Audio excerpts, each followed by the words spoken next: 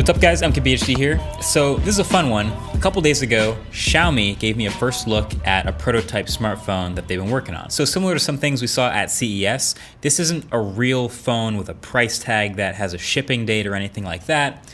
This is just a functional prototype to show a cool idea they had. And that idea is, what would happen if you took those curved edge displays and just curved them right over the back, all the way around to the back of the phone, so you're just looking at full 110% screen. And that is how we arrived at this, the Xiaomi Mi Mix Alpha prototype.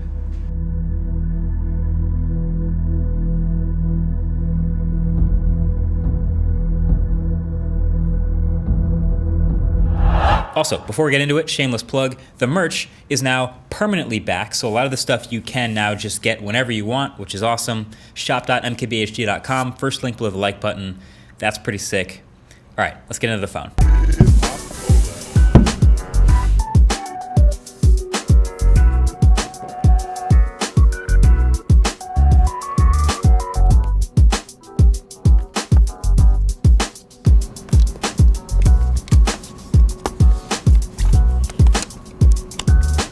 So this is that Xiaomi Mi Mix Alpha, and it doesn't look like any other phone I've ever seen before, and I've seen a lot of phones. So you might remember their Mi Mix line for a while has been that line of phones where they really push the design to the limits. The first Mi Mix was one of my favorite phones for that reason.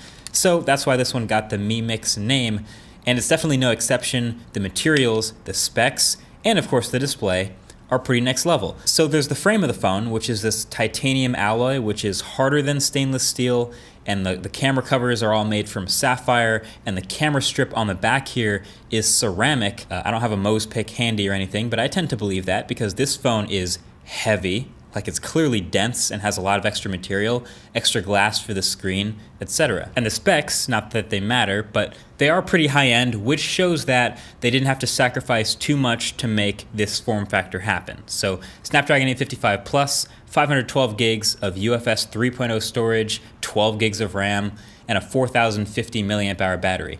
That's pretty good. If anything, you'd maybe want to see the battery even bigger, but a lot of that space, as you can tell, is going to be taken up by the screen wrapping around inside the phone.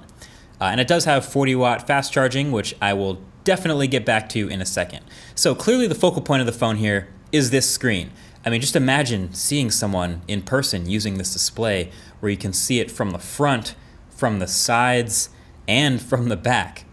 This is a 2088 by 2250 OLED display with a very thin top and bottom bezels that wrap around to meet the camera strip at the back, which is what I'll call it. This houses a couple of things, including the 108 megapixel primary camera, the 20 megapixel ultra wide with macro capabilities, and the 12 megapixel telephoto camera and dual LED flash. And this phone also even has an in-display fingerprint reader, impressively, and it's 5G enabled, and there's a whole bunch of optimizations in Xiaomi's MIUI Alpha software, like the battery and status bar icons and notification counter are on the side of the phone here instead of at the top. So it kind of cleans up the top to just be a notification pull down and not have to display all that stuff all the time, which is kind of neat. And it's also just like crazy, no matter what angle you look at it, it just doesn't look right. Like it doesn't look like a real phone. It looks futuristic before you even think about any of the sort of practicality trade-offs. Also, I told you I would mention the charging again. I think probably the coolest part of having a wraparound screen like this is the charging animation. So go ahead and plug this phone in with the screen off, and the whole thing lights up and animates the battery starting to fill up the whole thing like liquid power flowing into the phone. I love this, and it doesn't stay on the whole time you're charging. That'd be kind of annoying at night, but it is pretty damn cool, you got to admit. And notifications will also do the same thing. They'll sort of glow all the way around the screen, which is super cool. So seeing this phone on video is pretty sweet, and that's one thing, but actually holding it in person and considering using it is a total different thing, and it brings up a lot of questions. So now that I've actually held it and sort of used it, I'm here to answer those questions. So first off, number one, just what does it feel like to hold and use? And so to that I'll say, like I mentioned earlier, it's heavy, but what's funny is it isn't as slippery as some of those other glass phones. Like it seems like my finger is grippy with the display glass better than it is with some other materials. And just overall it feels like Well, you're holding all screen, so the immersion factor is very real. And then you might be wondering, hey, wait a second, where are the speaker and the selfie camera up at the front? Great question, two different answers. So there's a regular speaker at the bottom of the device still, but for your phone calls, that earpiece is replaced by an electromagnetic speaker, basically that's vibrating through the glass to create sound. We've seen this in previous Mi Mix phones. And there is no selfie camera at the top. Instead, when you hit the selfie button, you then flip around the screen to take a selfie with the main 108 megapixel camera. Now, weirdly, the selfie mode doesn't let you switch to ultra wide or do nearly as many things as the main camera modes, which is a bummer, but in theory, this whole flip action takes your selfies to the next level because they're coming from the high-end main camera. So, all right then, how good are those virtual side buttons on the screen?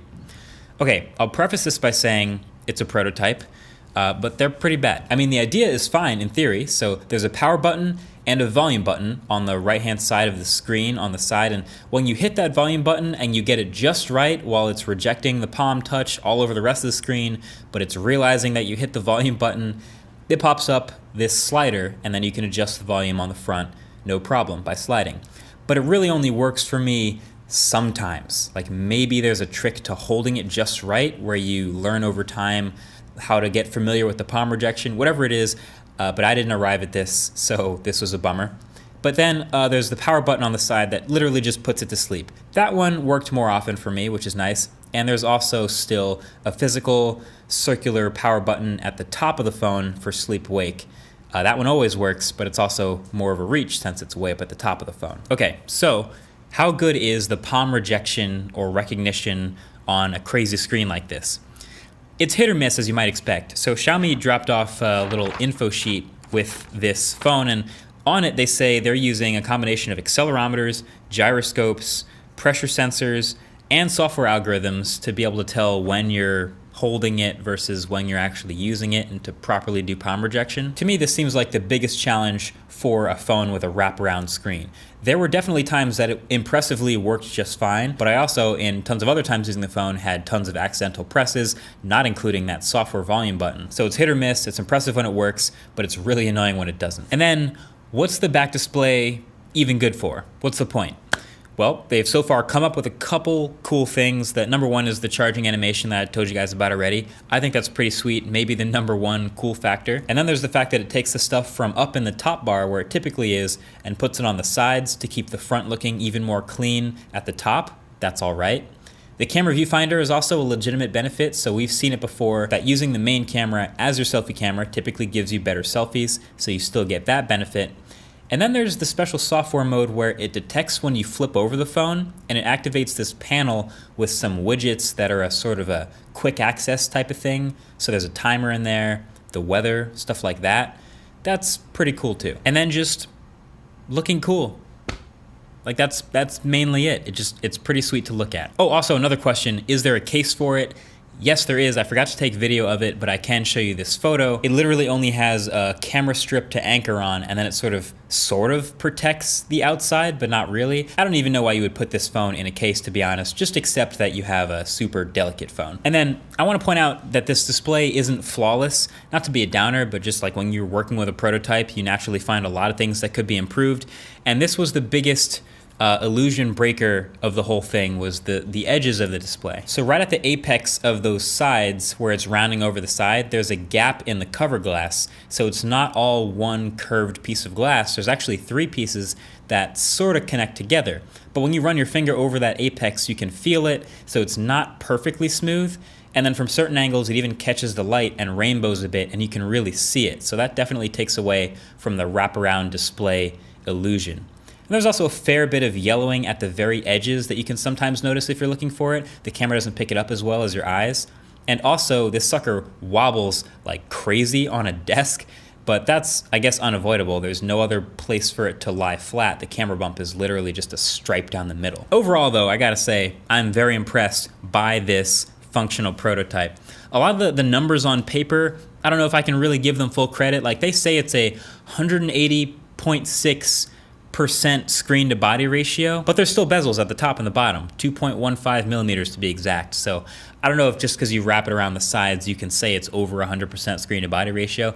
And also what's funny is on paper, this spec sheet again, they mention, they say it's a 7.9 inch diagonal screen, but it's not that big. They're measuring it from around the back corner to corner of the display, but really it's more like the size of a Pixel 4 or an iPhone 11 Pro Max.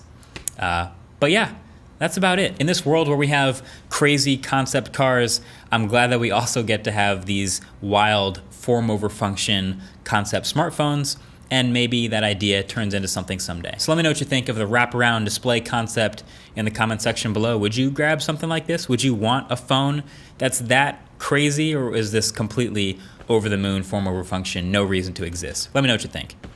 Thanks for watching. Catch you guys in the next one. Peace.